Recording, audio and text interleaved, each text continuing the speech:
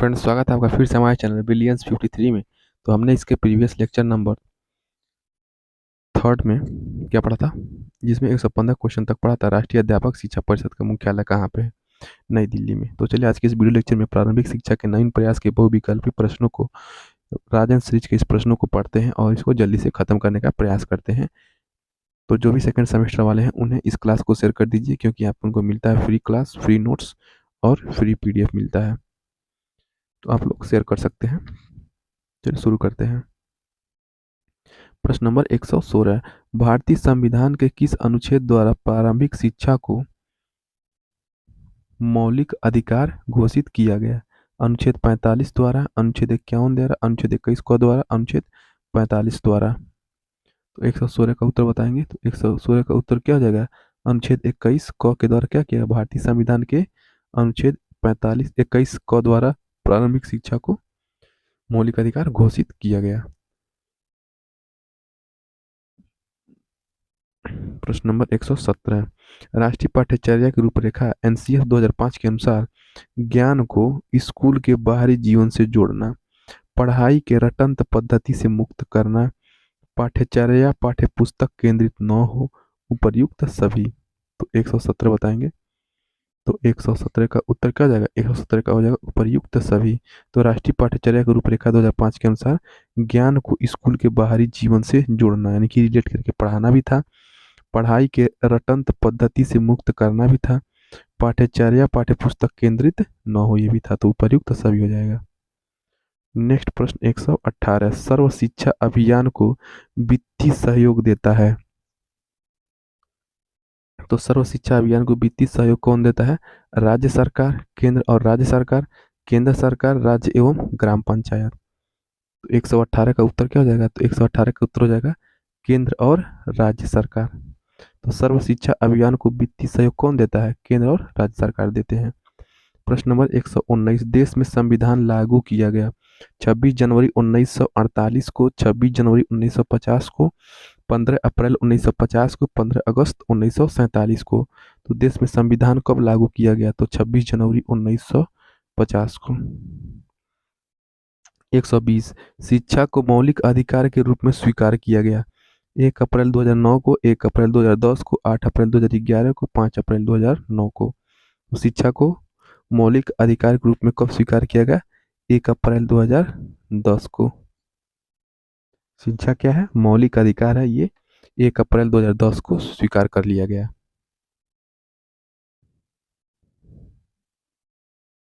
प्रश्न नंबर 121, शिक्षा को किसी निश्चित स्तर तक सभी लोगों को अनिवार्य एवं निःशुल्क रूप में उपलब्ध कराना है, समाजीकरण, मानवीकरण, सार्वभौमिकरण या विद्यालयीकरण। तो शिक्षा को किसी निश्चित स्तर तक सभी लोगों को अनिवार्य एवं निःशुल्क उपलब्ध करना क्या कहलाता है? ये आपका सार्वभौमिकरण कहलाता है, यूनिवर्सलाइजेशन कहते हैं इसको। नेक्स्ट प्रश्न देखिए, प्रश्न नंबर 122, बेसिक शिक्षा अधिनियम 1972 का उद्देश्य है अधिक से अधिक विद्यालय खोलना, छात्रवृत्ति की व्यवस्था करना, मिड डे मील की व्यवस्था करना, शैक्षिक कार्यक्रमों का प्रभावी क्रियान्वयन। तो बेसिक शिक्षा अधिनियम 1972 का क्या उद्देश्य है? तो 122 का उत्तर हो जाएगा शैक्षिक कार्यक्रमों का प्रभावी क्रियान्वयन करना। तो जो भी शैक्षिक कार्यक्रम होते हैं उनका इफेक्टिव तरीके से संचालन करना और उनका बेसिक शिक्षा अधिनियम 1972 का उद्देश्य है। प्रश्न नंबर 123, प्राथमिक विद्यालयों में न्यूनतम आवश्यक सुविधाएं सुलभ कराने की जो योजना है बताइए। मिड डे मील योजना, ऑपरेशन ब्लैक बोर्ड योजना, आंगनबाड़ी योजना या शिक्षा गारंटी योजना। तो प्राथमिक विद्यालयों में न्यूनतम आवश्यक सुविधाएं सुलभ कराने की कौन सी योजना है? प्रश्न नंबर 123 का उत्तर हो जाएगा ऑपरेशन ब्लैक बोर्ड योजना। जो ऑपरेशन ब्लैक बोर्ड योजना था वो प्राथमिक विद्यालयों में न्यूनतम आवश्यक सुविधाएं सुलभ कराने के लिए ही क्या आई थी? ऑपरेशन ब्लैक बोर्ड योजना आई थी। प्रश्न नंबर 124, स्वतंत्रता के समय देश में कितने प्रतिशत जनसंख्या साक्षर थी? 40%, 32%, 14%, 60%। तो स्वतंत्रता के समय देश में कितने प्रतिशत जनसंख्या साक्षर थी? तो प्रश्न नंबर 124 का उत्तर हो जाएगा 14% थी। जब देश आजाद हुआ था उस समय 14% जनसंख्या ही क्या थी? साक्षर थी। नेक्स्ट प्रश्न देखिए 125।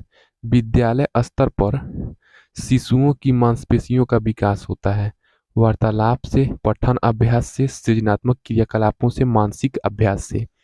मांसपेशियों का विकास कैसे होगा विद्यालय स्तर पर बच्चों का? तो इन चारों ऑप्शन में से सेलेक्ट करेंगे।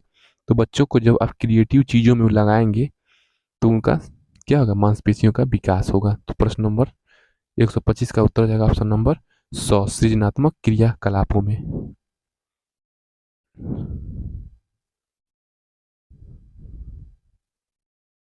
प्रश्न नंबर 126। सर्व शिक्षा अभियान किस आयु वर्ग के बच्चों की शैक्षिक व्यवस्था से संबंधित है? तो 0 से 3 आयु वर्ग, 3 से 6 आयु वर्ग, 6 से 10 आयु वर्ग, 6 से 14 आयु वर्ग। तो प्रश्न नंबर 126 का उत्तर क्या आ जाएगा? तो 6 से 14 वर्ष के बालकों के लिए क्या है ये सर्व शिक्षा अभियान वर्ग लागू हुआ था। प्रश्न नंबर 127। कस्तूरबा गांधी बालिका विद्यालय योजना किस वर्ग की बालिकाओं में साक्षरता की स्थिति बेहतर जानने के लिए बनाने के लिए है? अनुसूचित जाति अनुसूचित जनजाति के लिए, अन्य पिछड़ा वर्ग के लिए, अल्पसंख्यक, उपर्युक्त सभी वर्गों के लिए। तो 127 का उत्तर क्या हो जाएगा? उपर्युक्त सभी वर्गों के लिए। अनुसूचित जाति जनजाति हो, चाहे अन्य पिछड़ा वर्ग हो, चाहे अल्पसंख्यक वर्ग हो, सबके लिए था ये। उपर्युक्त सभी वर्गों के लिए।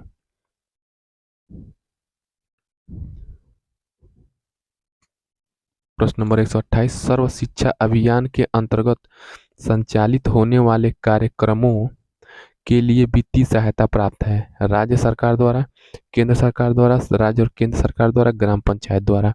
तो सर्व शिक्षा अभियान के अंतर्गत संचालित होने वाले कार्यक्रमों का वित्तीय सहायता कौन देता है? 128 का उत्तर क्या हो जाएगा? राज्य और केंद्र सरकार दोनों देते हैं, क्योंकि यह समवर्ती सूची का विषय है। प्रश्न नंबर 129 देखिए। कितने अंतराल के उपरांत पाठ्यचर्या के पुनर्विकास यानी कि रीडेवलपमेंट एवं रिव्यू एवं समीक्षा का प्रावधान है?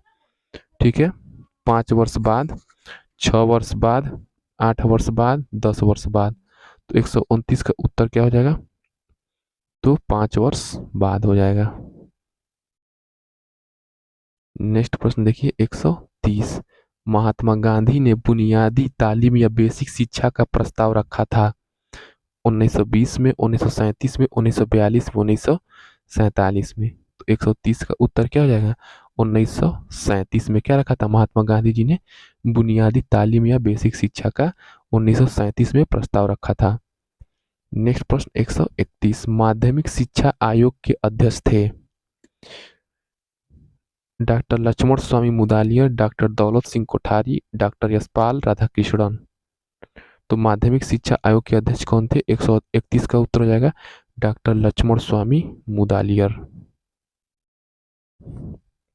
नेक्स्ट प्रश्न 132 देखिए। प्रश्न नंबर 132। निम्नलिखित में से किस स्तर के विद्यालय से बच्चों को स्वतंत्र रूप से विकसित करने के अवसर दिए जाने चाहिए?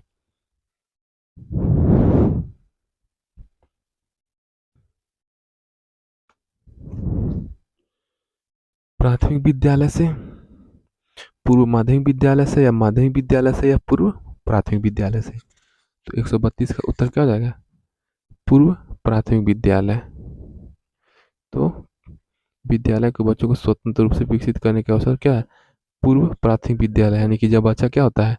आंगनबाड़ी में होता है, यानी कि उसी टाइम बच्चे को क्या होना चाहिए? स्वतंत्र विकसित करने का अवसर मिलता है आंगनबाड़ी में, यानी कि 1 to 5th में एडमिशन लेने से पहले आंगनबाड़ी में। प्रश्न नंबर 133। ह्रास की समस्या से आशय है कक्षा में अनियमित उपस्थिति, बच्चों का अनुत्तीर्ण हो जाना, बीच में ही विद्यालय छोड़कर बच्चे का चले जाना, बच्चे को गांव छोड़कर शहर चला जाना। 133 का उत्तर क्या हो जाएगा? बीच में ही विद्यालय छोड़कर बच्चे का चले जाना। ये क्या है? ह्रास की समस्या है, जब बच्चा बीच में ही विद्यालय छोड़कर चला जाता है तो। नेक्स्ट प्रश्न देखिए 134। पटेल एक्ट संबंधित है निःशुल्क एवं अनिवार्य शिक्षा के विरोध से, अनिवार्य प्राथमिक शिक्षा पर बने कानून से, प्राथमिक शिक्षा में गुणात्मक परिमाणात्मक वृद्धि से, पूर्व प्राथमिक शिक्षा से। तो पटेल एक्ट किससे संबंधित है?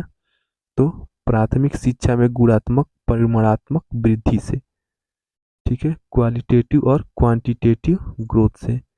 क्वालिटेटिव और क्वांटिटेटिव यानी कि डबल क्यू याद रखेंगे। प्राथमिक शिक्षा में गुणात्मक और परिमाणात्मक वृद्धि से है पटेल एक्ट।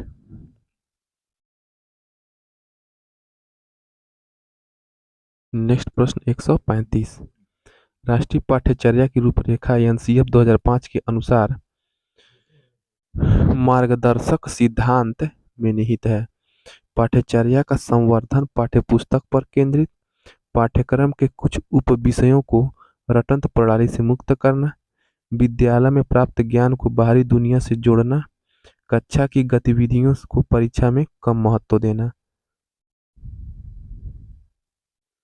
तो राष्ट्रीय पाठ्यचर्या एनसीएफ 2005 के अनुसार मार्गदर्शक में क्या निहित है? 135 का उत्तर क्या जाए? पाठ्यचर्या का संवर्धन यानी कि ग्रोथ यानी कि फिर से उसको संवर्धित करना, पाठ्यपुस्तक पर केंद्रित करना। ये था पाठ्य एनसीएफ 2005 के अनुसार मार्गदर्शन था। ये मार्गदर्शक सिद्धांत में निहित है कि पाठ्यचर्या का संवर्धन पाठ्यपुस्तक पर केंद्रित करना। नेक्स्ट प्रश्न 136। प्रश्न नंबर 136 क्या है? हंटर कमीशन के समक्ष प्राथमिक शिक्षा को अनिवार्य व निःशुल्क करने का प्रस्ताव रखा। दादा भाई नौरोजी ने, ईश्वर चंद्र विद्यासागर ने, महात्मा गांधी ने, जवाहरलाल नेहरू ने। तो 136 का उत्तर क्या हो जाएगा? 136 का उत्तर हो जाएगा दादा भाई नौरोजी ने हंटर कमीशन के समक्ष प्राथमिक शिक्षा को अनिवार्य व निःशुल्क करने का प्रस्ताव कौन रखा था? दादा भाई नौरोजी ने। नेक्स्ट प्रश्न 137। राष्ट्रीय बाल श्रम परियोजना संचालित की गई। 8वीं पंचवर्षीय योजना, 9वीं पंचवर्षीय योजना, 10वीं पंचवर्षीय योजना, 11वीं पंचवर्षीय योजना। तो राष्ट्रीय बाल श्रम परियोजना की संचालन कब हुआ था? तो 9वीं पंचवर्षीय योजना में राष्ट्रीय बाल श्रम परियोजना संचालित हुई थी। नेक्स्ट प्रश्न 138। उत्तर प्रदेश के समस्त जिलों में स्कूल चलो अभियान शुरू किया गया। वर्ष 2001 में, वर्ष 2002 में, 3 में, 2004 में। 138 का उत्तर हो जाएगा आपका वर्ष 2004 में। तो उत्तर प्रदेश के समस्त जिलों में स्कूल चलो अभियान का शुरुआत हुआ था वर्ष 2004 में। प्रश्न नंबर 139। राष्ट्रीय साक्षरता मिशन की स्थापना के बाद सर्वप्रथम संपूर्ण साक्षरता अभियान की घोषणा की गई। केरल राज्य में, मध्य प्रदेश में, राजस्थान में, उपर्युक्त में से कोई नहीं। तो ये सबको विदित है, केरल राज्य में राष्ट्रीय साक्षरता मिशन की स्थापना के बाद संपूर्ण साक्षर अभियान में कौन सा राज्य सर्वोत्तम है? तो केरल राज्य है। नेक्स्ट प्रश्न देखिए 140। प्रश्न नंबर 140 क्या है? पूर्व प्राथमिक शिक्षा संबंधित है। ठीक है, यानी कि 1 to 5 से पहले 0 से 8 वर्ष तक के बच्चों के लिए, 3 से 6 वर्ष के बच्चों के लिए, 6 से 14 वर्ष के बच्चों के लिए, 6 से 10 वर्ष के बच्चों के लिए। 100 और 2 तो होगा ही नहीं। तो 140 का उत्तर क्या होगा? 3 से 6 वर्ष के बच्चों के लिए। 3 से 6 वर्ष के बच्चों के लिए पूर्व प्राथमिक शिक्षा संबंधित है। प्रश्न नंबर 141। यशपाल समिति का गठन किया गया। वर्ष 1990 में, वर्ष 1991 में, वर्ष 1992 में, वर्ष 1993 में। तो यशपाल समिति का गठन कब किया गया था? तो वर्ष 1992 में किया गया था। नेक्स्ट प्रश्न 142। बुनियादी शिक्षा से संबंधित नहीं है। महात्मा गांधी, जाकिर हुसैन, बीजी खेर, एस के सिन्हा। तो बुनियादी शिक्षा से कौन संबंधित नहीं है? तो बीजी खेर नहीं है, बाकी ये तीनों है। महात्मा गांधी जी बुनियादी शिक्षा संबंधित है, जाकिर हुसैन भी क्या है? बुनियादी शिक्षा से संबंधित है, एस के सिन्हा भी बुनियादी शिक्षा से संबंधित है। प्रश्न नंबर 143, पोषाहार वितरण योजना का उद्देश्य नहीं है बच्चों का विद्यालयों में ठहराव तथा वृद्धि करना, बच्चों को स्वस्थ एवं पुष्ट बनाना, शिक्षा में अपव्यय तथा अवरोधन को कम करना, कुपोषण की समस्या को दूर करना।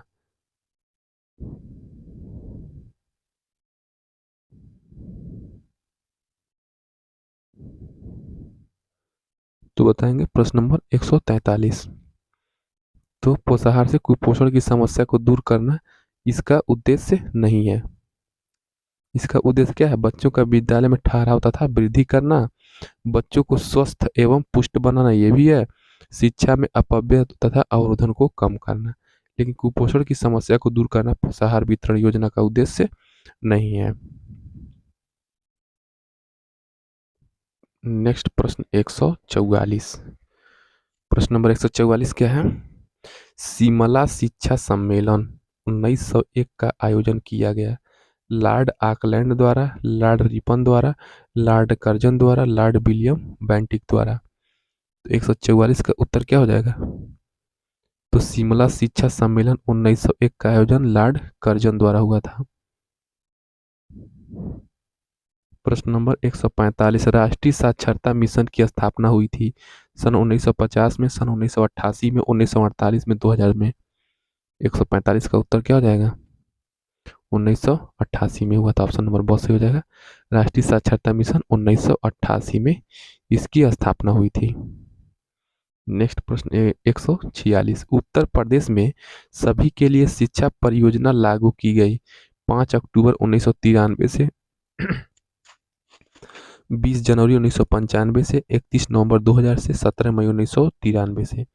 तो उत्तर प्रदेश में सभी के लिए शिक्षा परियोजना लागू की गई 146 का उत्तर क्या हो जाएगा? 17 मई 1993।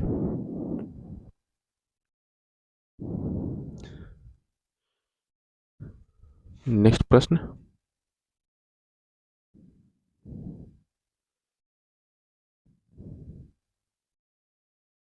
147, जब कोई बालक किसी भी अवस्था में प्राथमिक शिक्षा पूर्ण किए बिना विद्यालय छोड़कर चला जाता है तो यह कहलाता है अवरोध, पृथक्करण, ह्रास, विभाजन। तो ये क्या कहलाता है?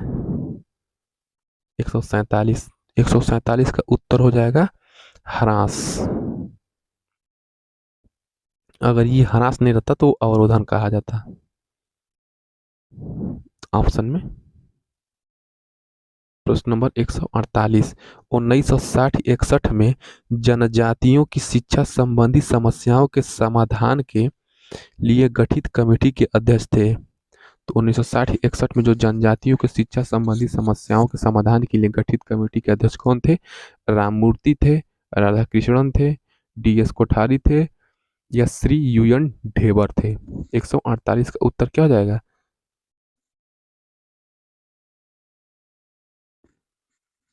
ऑप्शन नंबर 10 सही हो जाएगा, श्री UN ढेबर हो जाएगा। नेक्स्ट प्रश्न देखिए 149, राष्ट्रीय महिला शिक्षा समिति 1958 की अध्यक्ष थी। तो राष्ट्रीय महिला शिक्षा समिति 1958 की अध्यक्ष थी हंसा मेहता, दुर्गाबाई देशमुख, सुचेता कृपलानी, आचार्य राममूर्ति।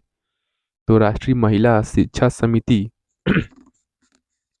1958 की अध्यक्ष कौन थी? 149 का उत्तर हो जाएगा दुर्गाबाई देशमुख।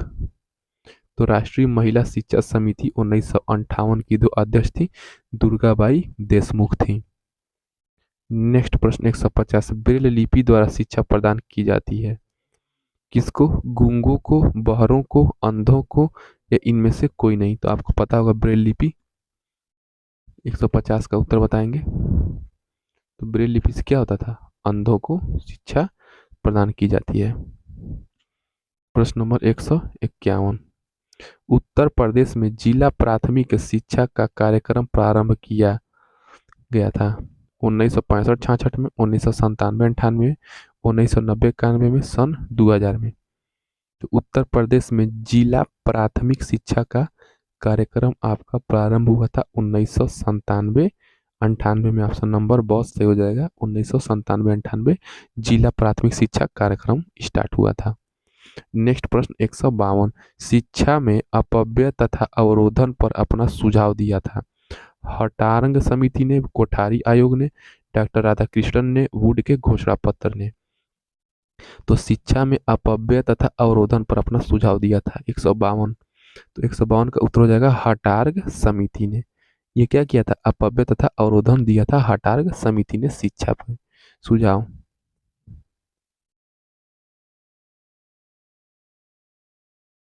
प्रश्न नंबर 153, राष्ट्रीय शैक्षिक अनुसंधान एवं प्रशिक्षण परिषद यानी कि एनसीईआरटी का मुख्यालय स्थित है भुवनेश्वर में, नई दिल्ली में, कोलकाता में, चेन्नई में। 153 का उत्तर क्या होगा? तो नई दिल्ली में है एनसीईआरटी का मुख्यालय। ऑप्शन नंबर बहुत सही हो जाएगा। प्रश्न नंबर 154, बेसिक शिक्षा अधिनियम पारित हुआ 72 में, 1900, 1948 में, 1985 में, 1980 में। तो बेसिक शिक्षा अधिनियम कब पारित हुआ? 154। 154 का उत्तर हो जाएगा सन 1972 में। तो बेसिक शिक्षा अधिनियम कब पारित हुआ? 1972 में। 155, शिक्षकों हेतु राष्ट्रीय पुरस्कार का प्रारंभ किया गया था सन 1958 में, 1980 में, 2001 में, 1985 में। तो शिक्षकों हेतु राष्ट्रीय पुरस्कार का कब प्रारंभ किया गया था? 155 का उत्तर हो जाएगा सन 1958 में।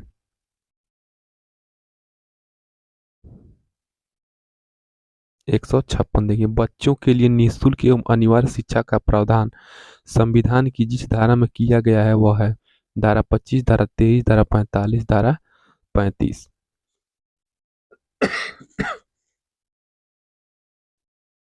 प्रश्न नंबर 156 का उत्तर हो जाएगा धारा 45। ऑप्शन नंबर 100 हो जाएगा। 157, निम्नलिखित में से कौन सी योजना का शुभारंभ 15 अगस्त 1995 को में हुआ था? सर्व शिक्षा अभियान, पोषाहार वितरण योजना, राष्ट्रीय साक्षरता मिशन, डीपीईपी। 157 का उत्तर बताएंगे। किस योजना का शुभारंभ हुआ था 15 अगस्त 1995 को? पोषाहार वितरण योजना कब लागू हुआ था? 15 अगस्त 1995 को हुआ था पोषाहार वितरण योजना।